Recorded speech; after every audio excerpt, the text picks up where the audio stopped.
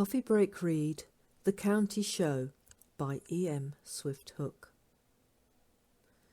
The small round tent with its stippled canvas sat under the spread of an oak tree on the edge of the showground.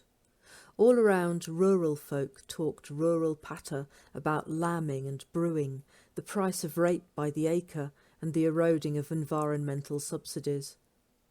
I didn't feel as though I could bear another hail fellow well-met conversation with another farmer, which would begin with a friendly smile and end with a polite one, painted on just as they beat a rapid retreat back to the beer tent or the show ring. The conversations followed an unavoidable and inevitable pattern. "So what you going to do with those acres up on Claw Moor now you've bought them? Farm sheep?" Farm wind. A moment of confusion, which would change to quickly hidden hostility.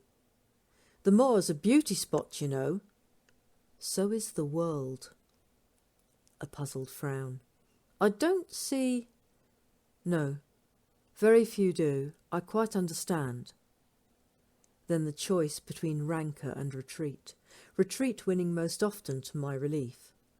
So the fortune-teller's tent seemed to me as much a place of temporary respite from all that as a possible entertainment for a few minutes. Besides, I could do with the promise of a tall, dark stranger, especially one who didn't run away as soon as I started talking about my farm. Inside it was cool and dim, the scent of verdigris and myrrh gentling the air. The fortune-teller was young, not the wise old woman I had expected. She said nothing, nodding regally to the chair opposite her, and then lifting a crystal ball from the table between us and holding it in her hands. Silence spread into the sounds outside and absorbed them as my gaze became fixed on the young woman's dark eyes. Was it vision or speech? I will never now know.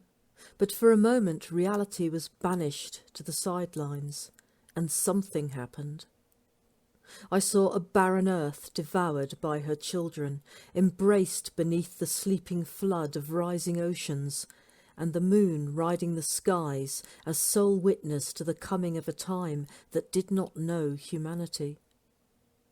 Then I was standing under the oak tree, in the shade that cast me apart from the sun-soaked showground, the jollity of ice cream vans and warm real ale, listening to the announcer telling us the winner of the waggiest tail contest.